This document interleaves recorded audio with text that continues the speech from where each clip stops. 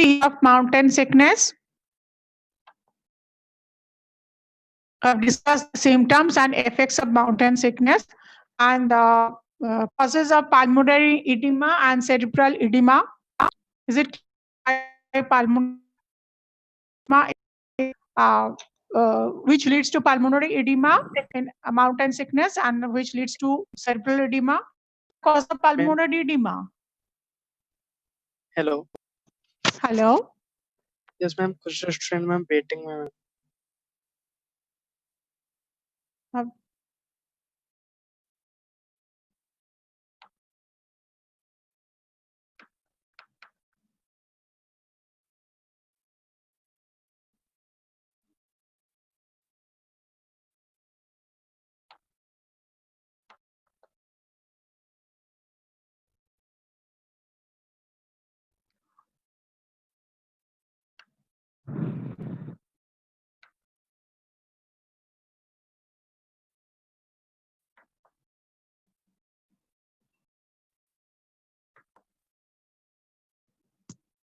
Yes. Now, hello. Hello. Yes, ma'am. Yes. Yes. Yes, ma'am.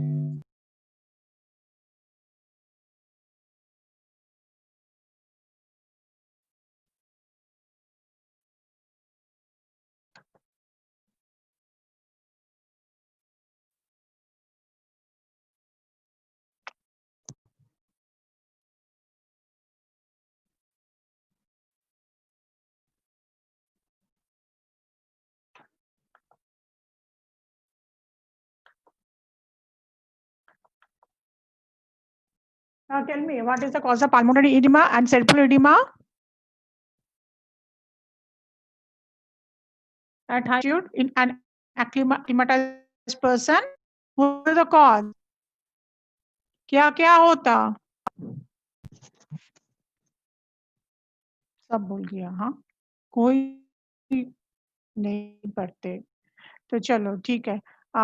Pulmonary, it is even regarding the pulmonary capillary because of even distribution in some capillary, कुछ capillary में lungs में ज़्यादा blood जाते, ऐसा हो जाते third and वो fluid वहाँ से leak करते, leading to accumulation of fluid in the lungs, producing.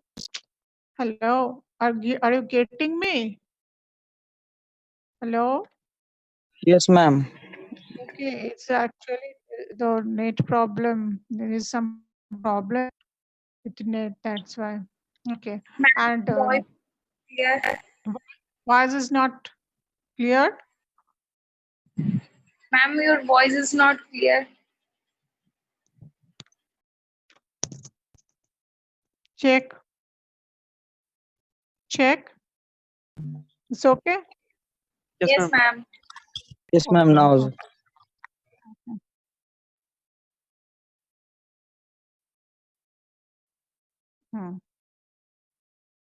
So in say pulmonary edema is due to कोई कैपिलरी में ज्यादा ब्लड चला जाते तो इसके लिए वहां से लीक करते.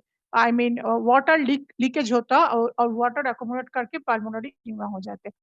This is because of pulmonary vasoconstriction. Lungs में vasoconstriction हो जाते तो इसीलिए. And but cerebral edema is just opposite. Vasodilatation हो जाते. उधर जाके vasodilatation हो जाते, so capillary large हो जाते, more blood चला जाते, leading to cerebral edema. The causes are different. Here you see us ये तक देखा नहीं, कहाँ तक को बढ़िया. ये पिक्चर देखे थे तुम लोग, दिखाया? Yes, ma'am. Yes, ma'am. Yes, ma'am. Okay. The treatment I told you that only the rapid descent. ये देखा? Treatment हो गया ना? ये complete हो गया. Okay, then acclimatization. Acclimatization. Yes, okay, ma'am. ठीक है. So acclimatization. Let's acclimatize. If a person, we have seen when a person ascends very rapidly, जल्दी पहाड़ I mean जाते तो उसको may he or she suffered from mountain sickness. मगर वो थोड़े थोड़े से जाते I mean धीरे धीरे ऊपर उठते तो he or she get acclimatized, adapted to the low oxygen or low barometric pressure or low oxygen pressure. Partial pressure of oxygen when कम हो जाते उसको वो adapt कर लेते. If the ascent is slow, so this process is called acclimatization. So acclimatization is the process of getting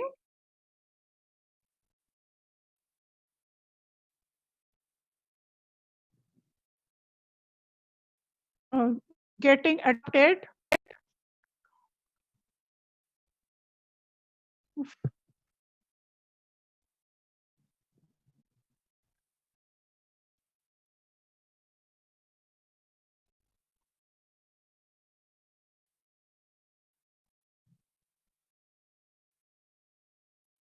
slide show सामने था यहाँ से देखो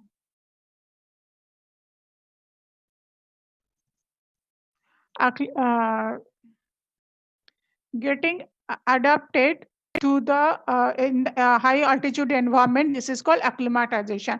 So acclimatization, I mean, what is the importance of acclimatization? If a person gets acclimatized properly, he can work harder at that altitude. At that high altitude, he could work harder or he could ascend further. Otherwise, if acclimatization do not take place, if ill effect starts, then it will aggravate. The person is to descend downwards, or it. I mean, the problem may be very worsen. The situation may be worsened. So to prevent this, but case of acclimatized person, the adaptation takes place. Now, the principal means by which acclimatization is taking place, there are mainly 5 principal means by which the acclimatization takes place. These 5 principal means are: number 1 is increased pulmonary ventilation. First is by pulmonary ventilation. Number 2, by increasing hematocrit value. Hematocrit value will increase diffusing capacity of lungs. Number 3, increasing diffusing capacity of lungs, increased vascular tissue.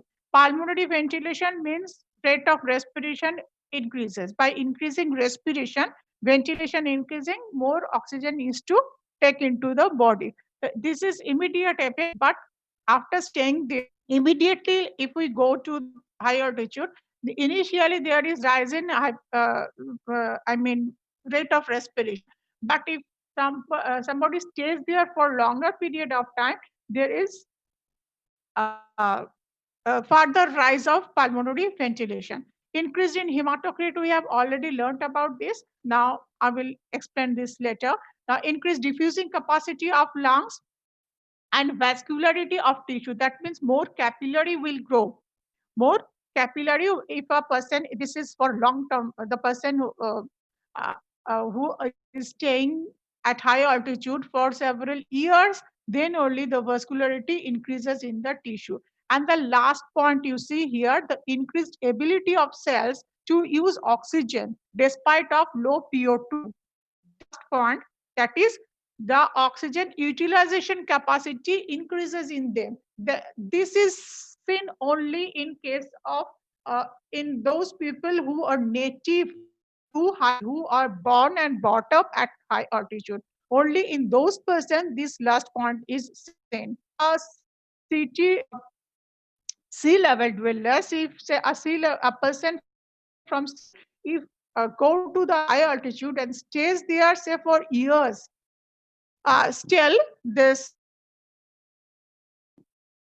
the system or mitochondria cannot increase in their body. This is genetic. This is genetic.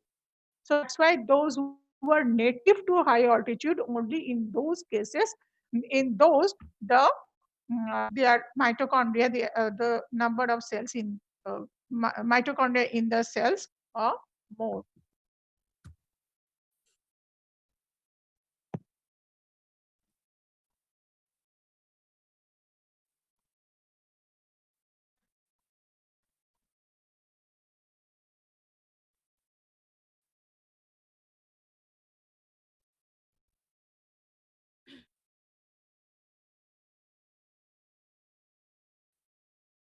increased in pulmonary ventilation.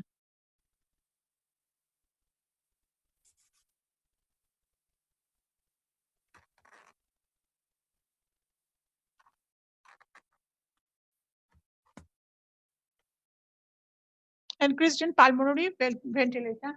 Initial increase is 1 and 1.5 fold. Okay, initially when जब एकदम से 2-3 दिन में ये pulmonary ventilation can increases 1 and 1.5 folds. But after staying there for longer period of time and when there is full acclimatization, then it increases 5-fold. There are 5-fold increase in pulmonary ventilation in fully acclimatized person. So initially, the increased pulmonary ventilation, I mean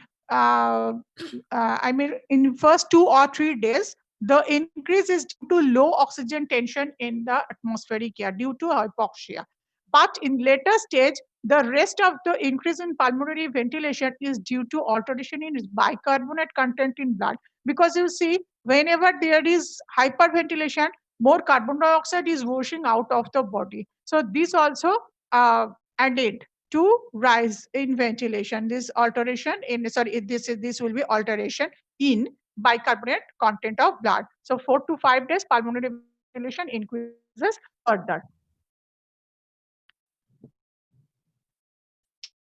Next, hematocrit and blood volume. You explain this. There are 3-fold increase. See here, 3-fold. 3 points I have already given. Hypoxia stimulates erythropoietin secretion. I have already explained this in the last class. You, any one of you, please explain this. How this hematocrit and blood volume increases. कौन है उधर? खुशबू unmute yourself. Hello.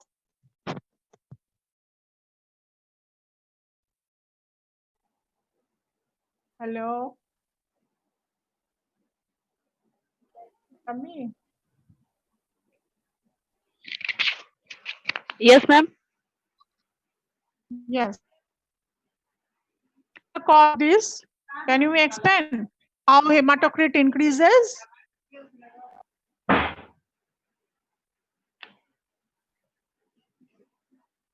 It means packed cell volume in percentage. Packed cell particularly means here RBC. How this RBC increases? RBC count कैसे बढ़ जाते हैं? Anyone? कोई तो पता? Erythropoiesis are increased in kidney and it causes gets started. Started to rise polycythemia. Dude, So there is RBC RBC count Yes. increases, and because of increase, total hematocrit value increases. So what is normal total normal hematocrit कितना हम लोग जैसा सी level में जो लोग रहते हैं उसको कितना नॉर्मल हेमाटोक्रिट रहते हैं? Normal haematocrit plasma and cell का रेशियो कितना कितना in blood and cell ka ratio how much is 55%. how much? And 45% is cell, Cell. right? 45 normal is in at sea level and normal person sea level it is 40 to 45 hematocrit value, but at in a fully acclimatized person it increases to about 60. Okay, blood volume polycythemia, because of polycythemia hematocrit value increases to 60. As RBC count increases, obviously there is rise in hemoglobin concentration. So hemoglobin concentration also increases proportionately. And see, as RBC count increases, so also blood volume. So in this threefold, RBC, total hematocrit blood volume increases. This is another. So first is pulmonary ventilation. Second is hematocrit increase. Third is diffusing capacity of lung increases. Say if ज्यादा oxygen अंदर में जाता है lungs की, मगर वो diffuse करके if surface area do not increases, for diffusion ज्यादा ऑक्सीजन तो घुस नहीं पाएगा ब्लड में, तो so there is to increase diffusing capacity of lungs, and ये lungs को diffusing capacity 3-fold increase हो जाते in case of a fully acclimatized person. Pulmonary diffusing capacity increases almost 3 times, 3 folds after full acclimatization by increasing lung volume. Number one, lung hyperventilation करने के लिए lung total lung volume increase करते हैं. Number one, as see, because of increase in cardiac output बढ़ जाते हैं, so more blood is going to the lungs में ज्यादा blood चला जाते, तो वो चला जाने से क्या कैपिलरी से more blood चला जाते, as I was discussing, in more blood is going to the capillary pressure increases, and because of increase in capillary pressure, if acclimatization takes place, there is expansion of the capillary, right? The surface area increases, through which more oxygen can diffuse in acclimatized person, right? But if acclimatization do not take place, the increase in capillary pressure leads to leakage of fluid, leading to pulmonary edema. Clear? Is that point clear to all? समझा क्या नहीं समझा?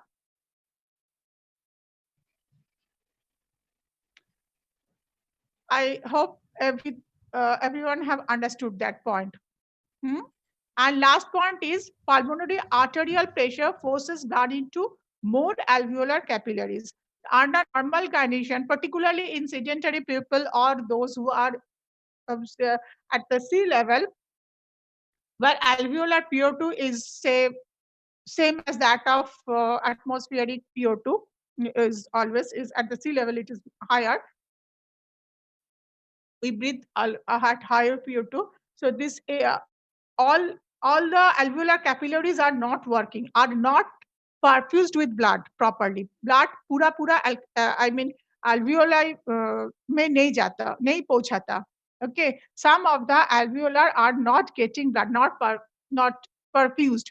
So मगर वो जो लोग ऊपर चला जाता है, I mean at high altitude, because of increase in pulmonary blood volume increases, so this forces blood to almost all the capillaries. So all the alveoli are getting perfused. Jitna sare alveoli are, particularly at the upper part of the lungs, which are normally very poorly perfused, वो सारे capillary pulmonary capillary are getting blood, and पूरा alveoli पूरा perfuse हो जाते. So those alveoli are also started working, and more oxygen can enter into the in this way the diffusing capacity of lungs increases. Clear? So by increasing lung volume, number one, by increasing pulmonary capillary by increasing the surface area in the pulmonary capillaries, because of more blood due to high lung volume, high blood volume in the lungs, and increased pulmonary arterial pressure that forces blood to more alveolar capillaries. In these three, diffusing capacity of lung increases. And now increased vascularity to the tissue. Those who are particularly native to high altitude, their capillaries grow in the skeletal and cardiac muscles. They have more capillaries than sea level people. Okay, those who are native to high altitude, their number of capillaries are more. They are more vascular. The cardiac muscles and skeletal muscles are more vascular. So more oxygen and nutrition goes to the tissue, particularly where they can work. They work hard. That's why they are their cardiac muscles and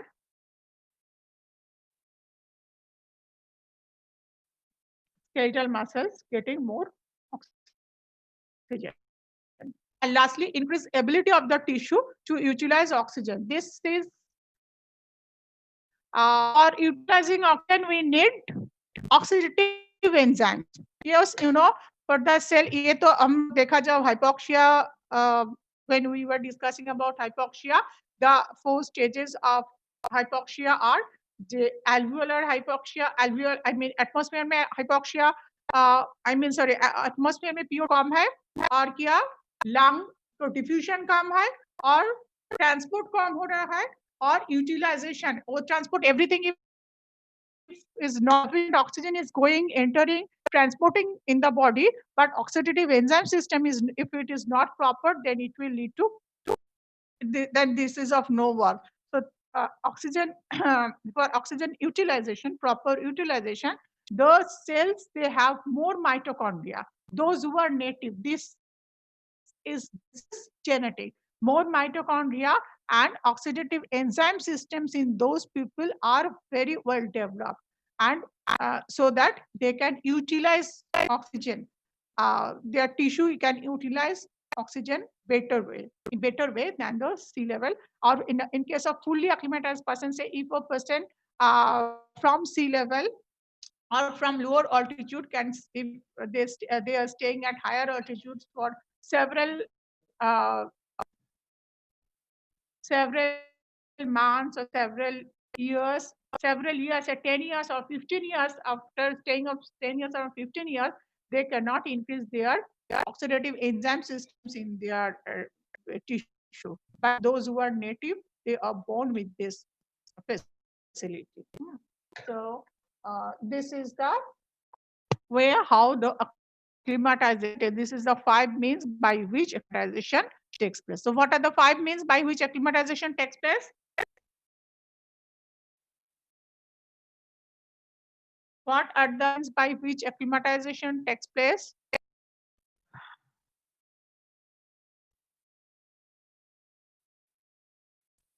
Increased pulmonary ventilation, increased hematocrit level, increased very good. diffusion capacity of lungs, Very increased good. vascularity of tissue, and increased ability of cells to use oxygen despite the low PO2.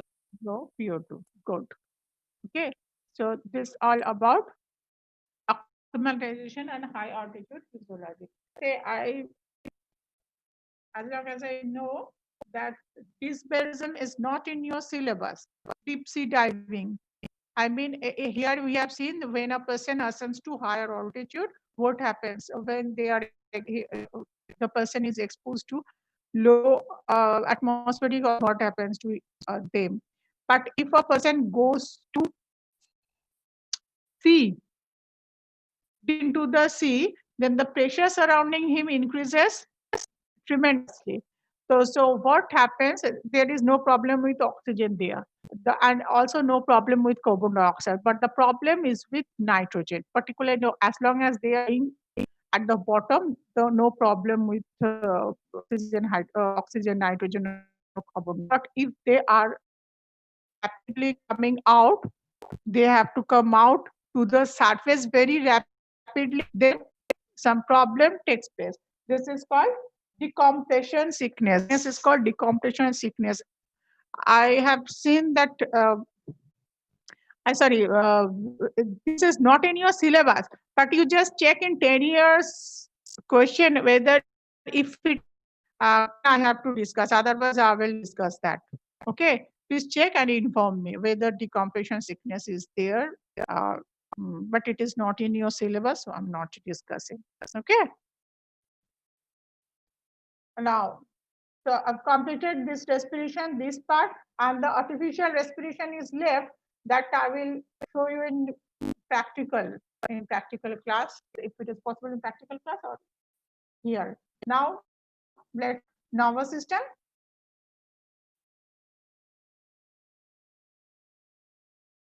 चलो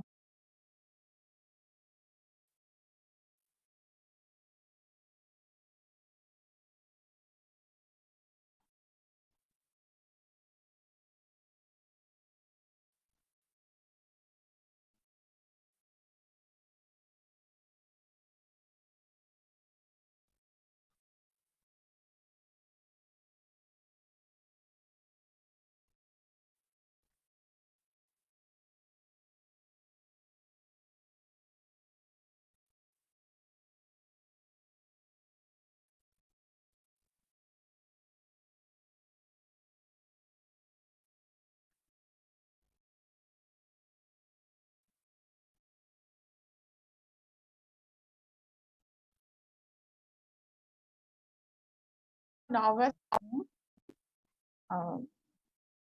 Today I'm giving you only introduction, and you all please participate because this is a very basic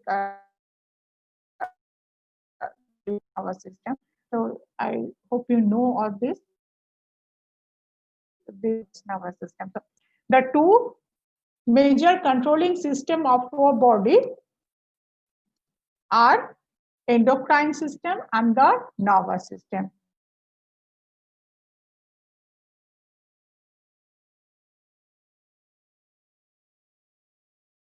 Right?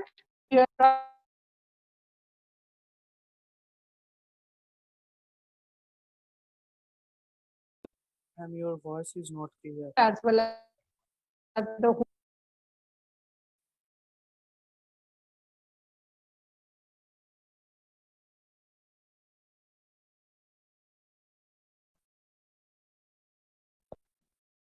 hello. Yes, ma'am.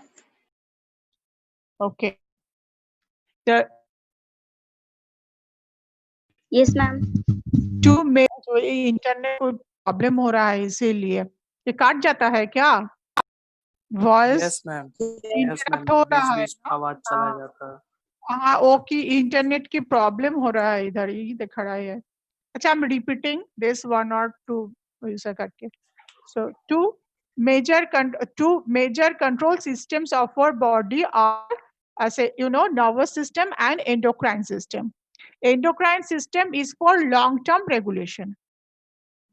And that is slower, much slower. The response is slower, whereas nervous system is faster, much quick response. For quick response के लिए nervous system. So nervous system is quicker than the other system. See, what is the purpose of nervous system? Throughout the life, nervous system is gathering informations from all other organ systems through receptors. There are exteroceptors, there are interoceptors. Exteroceptors, that is the receptors on the surface of the body. They receive information from the surrounding environments, and also interoceptors are there that are present in the viscera, in the muscles, joints, etc. So these are interoceptors. They are sending information from the internal environments. So and then they these all are then coordinated in the central nervous system. So that's why the importance is the coordinated activities. So because of this, the nervous system is designed in such a way that it serves the functional integrity of the individual. Okay, and to provide a variety of combined visceral and somatic competence for survival and reproductive functions.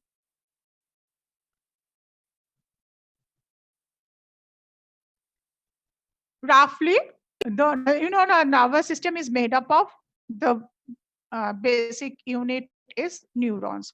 So there are 10 million afferent neurons. 10 million afferent neurons, whereas 20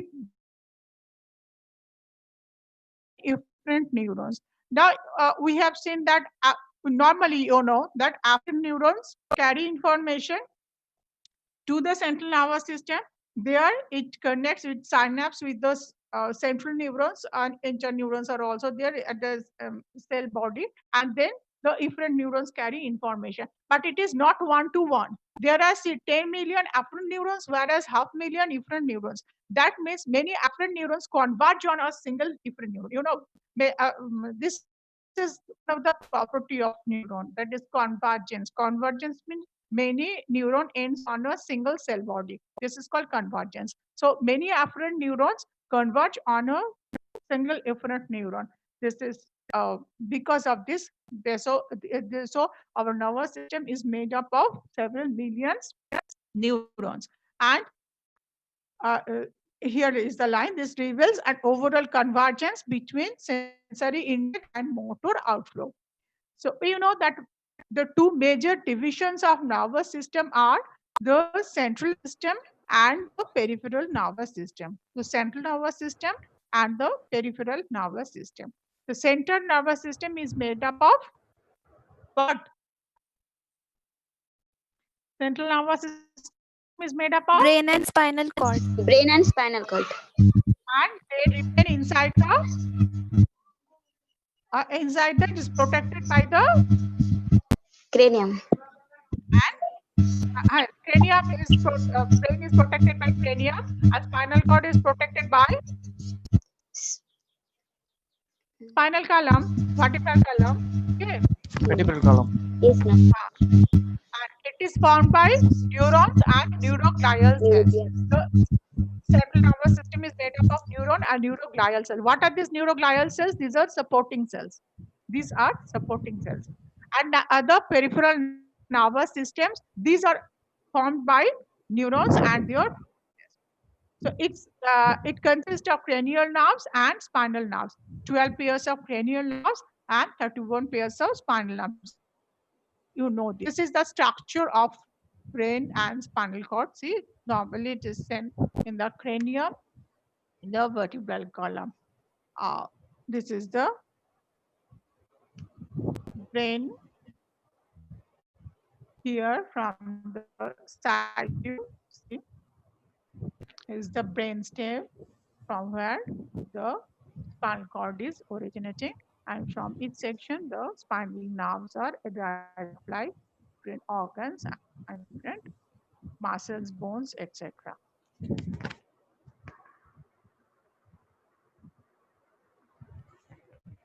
Central nervous system, and from the central nervous system, here are the outflows, the peripheral nerves supplying the as well as the of the cord. Now, just basic. This is the basic division of central nervous system. Two divisions are brain and nervous system is divided into central and peripheral nervous system. Central nervous system is divided into brain and spinal cord. Brain is divided into 1, 2, 3 parts. 3 parts is this. First one is called prosencephalon. Prosen, this some of you may find it difficult to remember these names. So I'm giving you what are the meaning of this. Prosen, proso is forward. So this the forward brain is called forward. Most part of the brain is called proso. This is also is say a Greek word. Greek word proso means forward. So prosen, encephalon. Encephalon is brain. Encephalon means in brain in Latin. So proso is forward part of most forward part proso.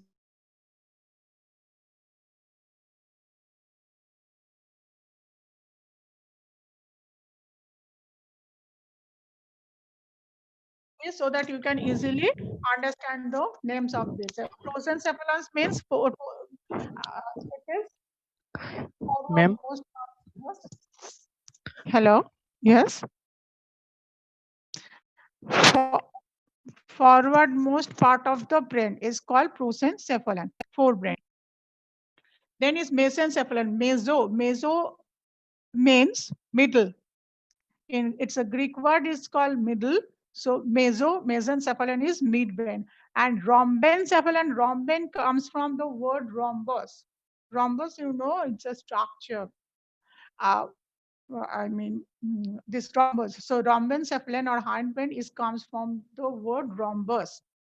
Now, prosencephalon or the forebrain is divided into telencephalon and diencephalon. Diencephalon means across.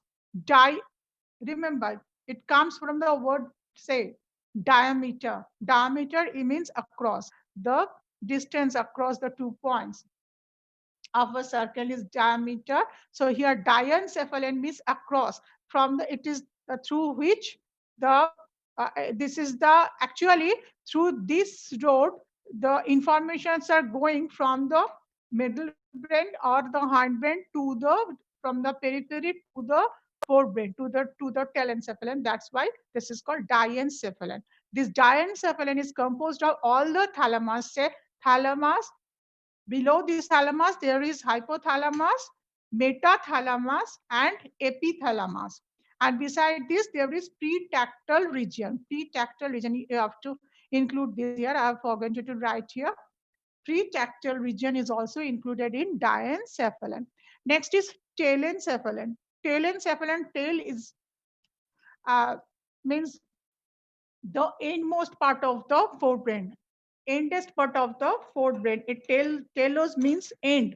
So last part of the brain. Now, why it is called, actually, there are two reasons of this. Number one, and which is the most important one, is that during embryological development, the brain and the nervous system is differentiate from the neural tube.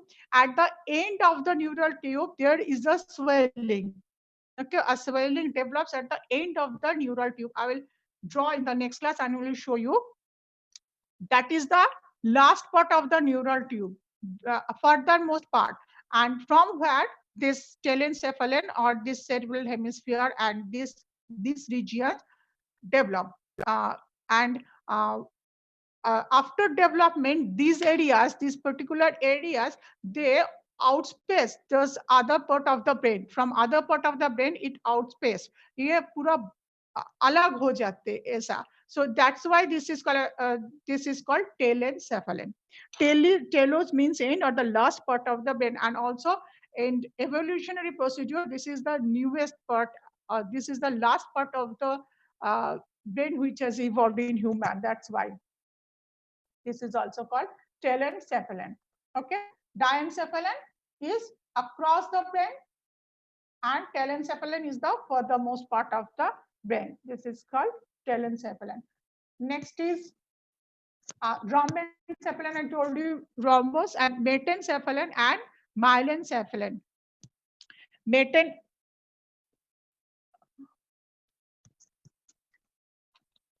This is the cranial part. This metencephalon is the hindbrain. The cranial part is metencephalon. That is pons and cerebrum. This part is the topmost part of the hindbrain. This is metencephalon, and myelencephalon is below that, end brain. This is called myelencephalon, medulla. Now here you see the human brain. This is the human brain.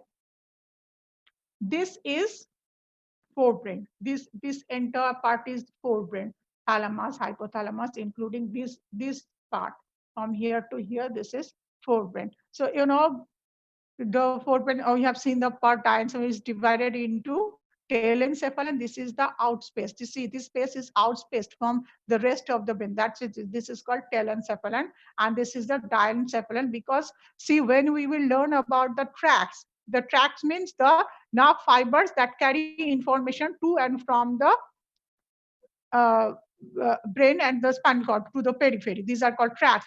All the tracts will pass through this diencephalon to reach to the cerebral cortex. That's why this is called these areas are called diencephalon. Particularly the areas near the thalamus. This is the thalamus, and here is the thalamus. This is the pituitary. See, thalamus is connected, this neurohypophysis, with the pituitary, posterior pituitary. Okay. Now, this part is the midbrain. Acha. Sorry, here I will discuss and I will show you a section of brain whenever I will teach brain. The brain, we have right brain and left brain. Almost equal, except few areas there are almost identical. These two sections are identical, but these are connected by band of fibers. These band of fibers are called corpus callosum. These two cerebral hemispheres are connected with each other by corpus callosum. This is the corpus callosum. Next, here is the midbrain that connects the hindbrain with the with the forebrain. This is the midbrain, and you see this is the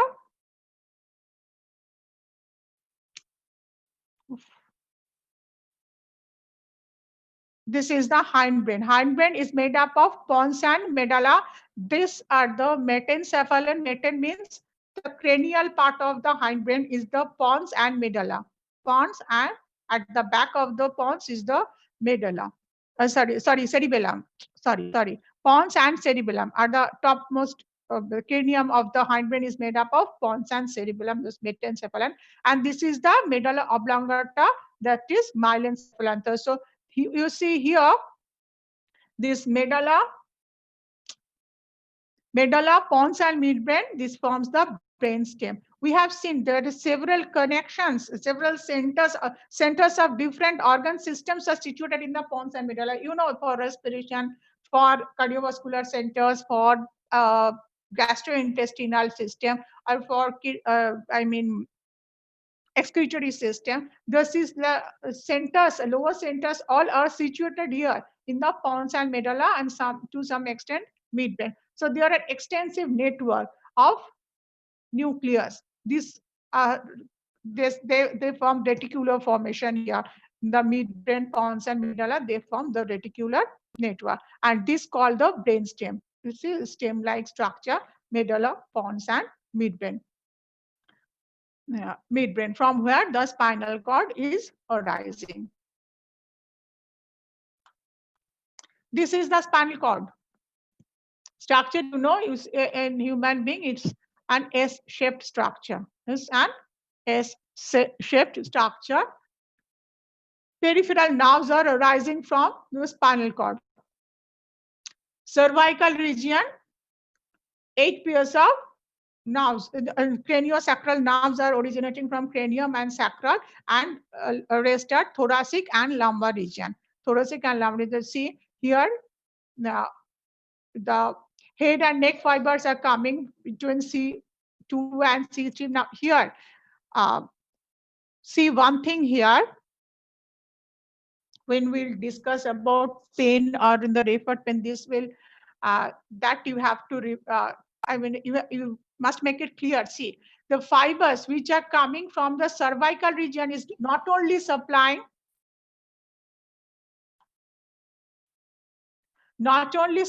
to the upper part of the body, but see here, the fibers that are supplying to the diaphragm is coming from the upper part of the cervical region. Clear? The fibers which are yes. Ma'am cervical nerve তো এগুলো আরেকবার repeat করুন, মানে voice কেটে কেটে আসছে। আচ্ছা বলছি, দেখো সার্ভাইকাল রিজিয়নে আমরা ফার্স্ট দেখছি head and neck fibres. Cervical C2 এখান থেকে আসছে head and neck, okay. Next আসছে বিটুইন C3 and 4, এখান থেকে ডায়াফ্রামে যাচ্ছে।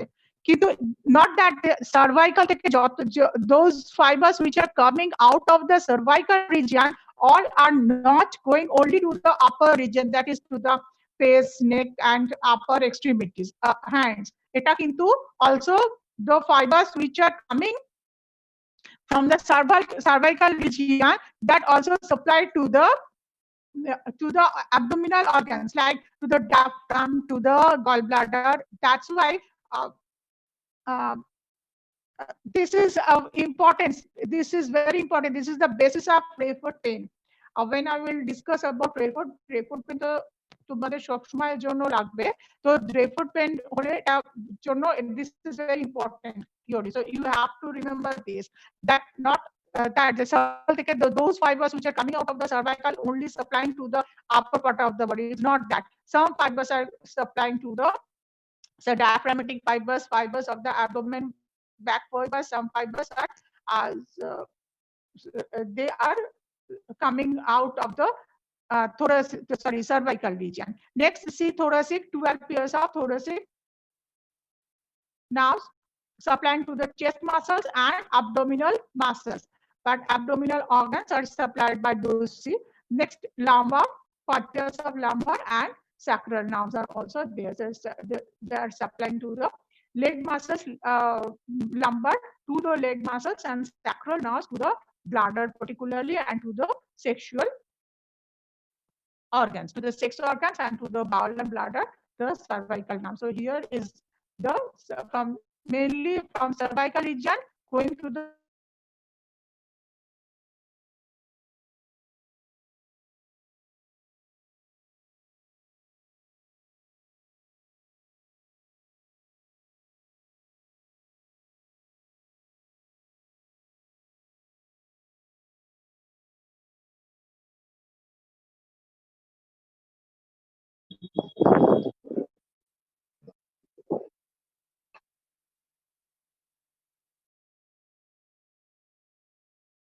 ब्रेन का 3 पार्ट क्या क्या है? Major 3 parts. Prosencephalon. Prosencephalon means most forward part of the brain. Prosencephalon is divided into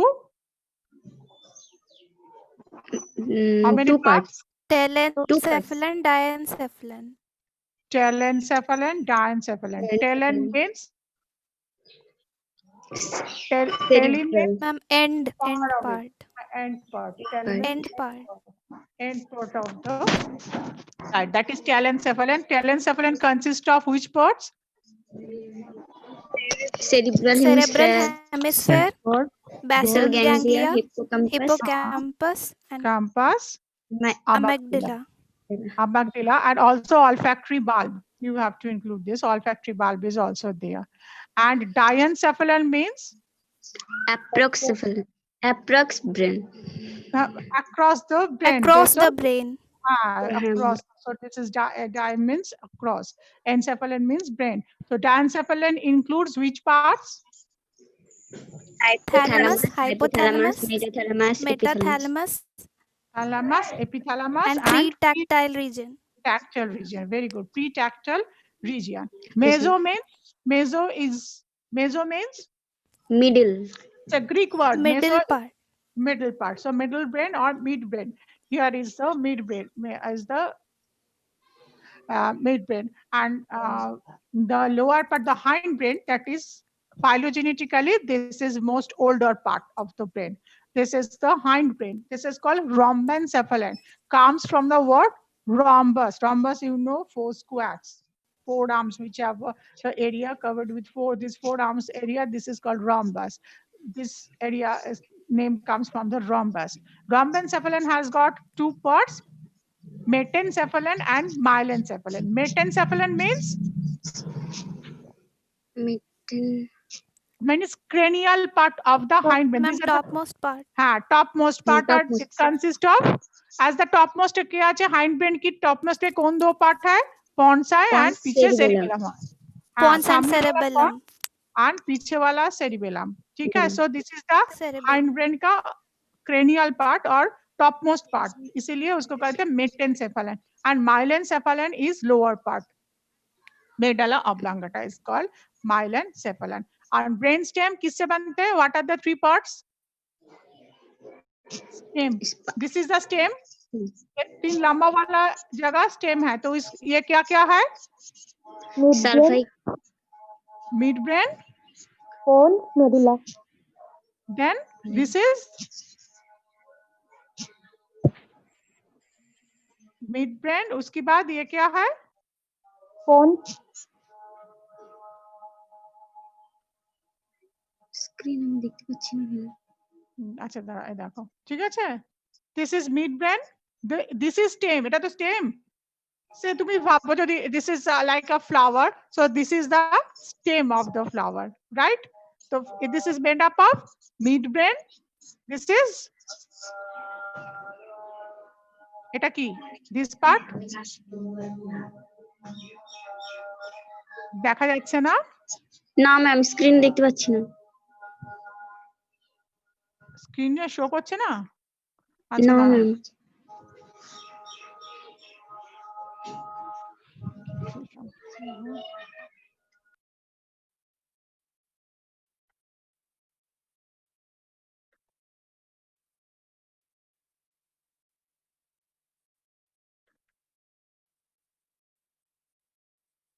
এবার দেখতে পাচ্ছো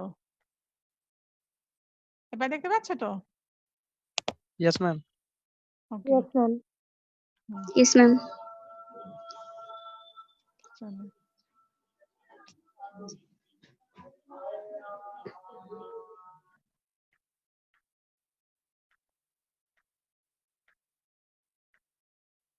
You see here.